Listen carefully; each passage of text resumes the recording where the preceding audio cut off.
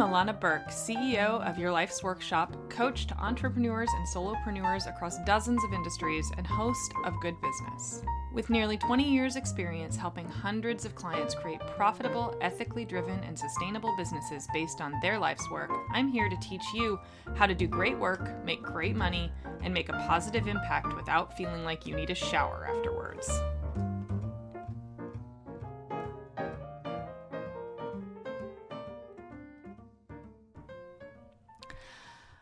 Hi, everybody, and welcome to another episode of the Good Business Podcast. I am your host, Illana Burk. Welcome to today's episode. And today's episode is all about how to get things right from the start. See, I have worked with a lot and seen a lot of beginners at business. I have seen the hustlers who basically just keep doing everything they can think of until something works. I've seen the naturals who have an almost sixth sense for marketing and strategy. I've seen the babes in the woods who are so overwhelmed that they can barely move, and everything in between. But by far, the most common type of beginner is the one who inadvertently shoots themselves in the foot over and over again until they are 100% certain that everyone hates them and they can't do anything right. And instead of learning how to do things right, they complain about it on the internet to the very people they need to respect and support them in order to actually progress and move on. So today, I'm going to break down the one very, very common mistake that newbies and non-newbies make and how to fix it. Today, we talk about how to ask for help and guidance in a way that doesn't completely fuck up your chances of actually getting what you need, which is respect. So first, let's get crystal clear on what I'm talking about today. I'm in a group of really, really successful people, like people who make millions of dollars, who get national TV, really, really successful people. Now, obviously, not all of us are in that category. But we all have achieved a high level of business stability in one way or another, and are all mostly pros. Like, it's a pretty cool group. Now it's not a business group, it's a mom's group. So so we're all kind of on this funny level playing field because we all have young kids.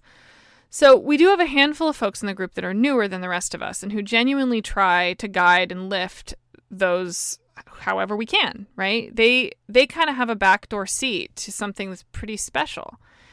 Now, recently, one member asked the group how she can make money fast. She told us how her business was just a year in and she wasn't making anything from it and she needed to make a few $100 on a regular basis. Now, it wasn't the first time she'd asked something like this. I looked at her business presence online and I saw about 25 things in the first 10 seconds that were 100% responsible for her lack of success, like the collection of things.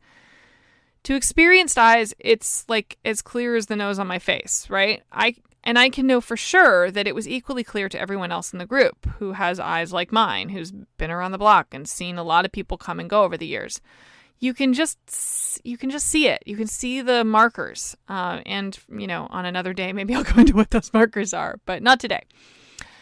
But what was even clearer is that she was asking the absolute wrong question.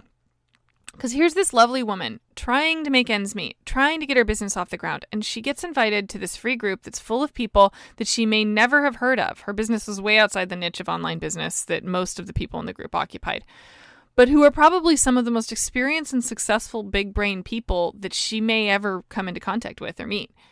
And they are absolutely willing to help her. And the question she asked was something she could Google in like 3 seconds, right? She could have found out quick ways to make a few $100 anywhere.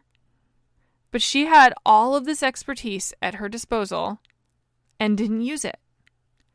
What she should have asked was for feedback, advice, an honest take on what we might see that she didn't. That was the right question. And when a few people did respond, she never even bothered to reply to any of us. It was flaky. It was like dismissive of our attempt to help. And it was kind of her last chance. This sort of thing, like when I say it was her last chance, I don't mean that we all just turn up our noses at her. But it was, she asked something similar a couple weeks later and didn't get any responses at all. Because had she really engaged with us and asked questions and been willing to create a dialogue with us, we'd be more willing to help, right? We all want to help, but we don't want our help to be a total waste of fucking time, right? So this sort of thing used to like piss me off. Now it genuinely makes me sad for people like her. I want her, and I want newbies like her, to know that how to ask the right questions, because I want her to succeed. I want her to make a living doing what she loves.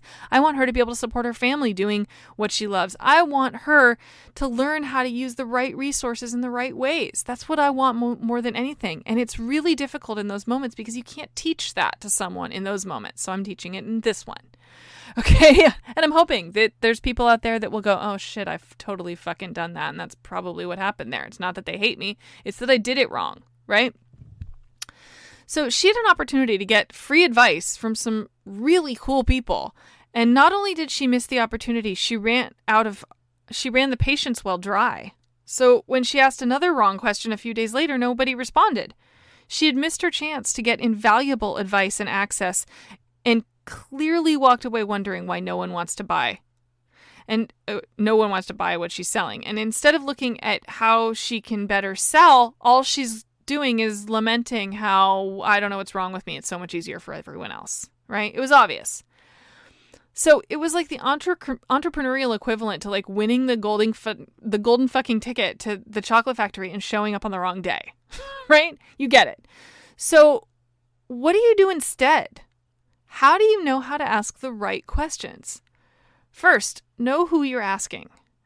In order to like ask the right questions, you have to ask the right people the right things, or the answers are irrelevant. You don't ask your hairstylist what she thinks of your web design, right? Don't ask your spouse if your products are a good idea unless they're an expert in your niche. And don't ask a bunch of marketing experts how not to market your goods better, and instead ask them which MLM is the best fucking choice. Kid you not, that's how this went. Like, that is the wrong fucking question. Second, empathy first. That means pick your moment. Asking for something is an art.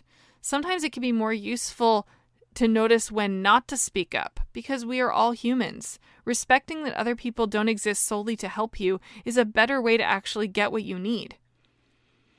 Third, tailor your request to the person that you're making the request from. If that person knows sales, ask a sales question. Show that you know who you're talking to. And fourth, look for a way to be memorable for the right reasons, as in look for an opening to be funny, be relevant, be useful.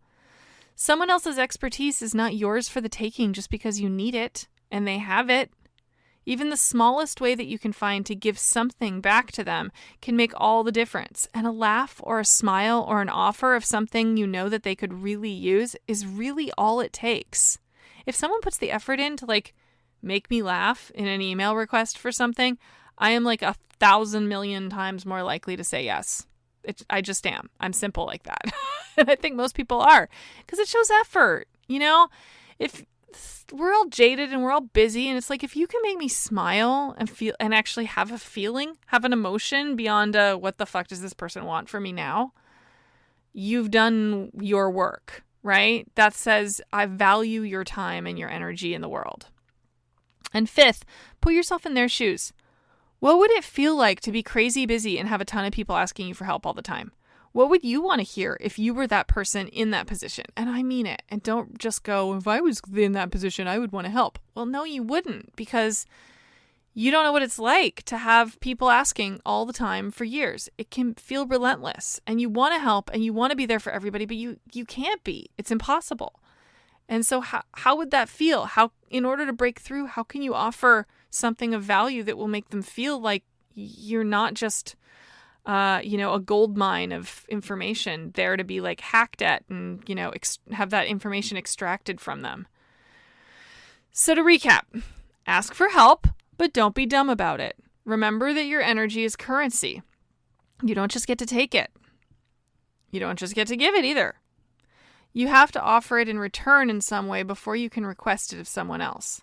So if you find yourself in a room full of people who can help you, don't look to take your shot. Look for a way to start a relationship. Ask a good question about what makes them tick. Offer real help. Give them something that feels good to give and good to receive. And if you forget all of those because you're so overwhelmed by the bigness of the opportunity in front of you, think of this one simple thing. Pretend that whatever that person you're looking at can do for you is a wad of cash in their hand. You wouldn't run up and just take some of that cash, would you? You would offer something they want. Do that and you both win. If you don't have anything, do nothing. Seriously, a bad impression is worse than no impression. Instead, figure out how to offer something next time and then look for another window. Because there's always another window unless you close it by being an altogether asshole. And that's that, everybody. Thank you all for joining me. I hope you all have a wonderful week. Bye-bye. Thanks so much for hanging out with me today. For more information, visit thegoodbusiness.co or yourlifesworkshop.com.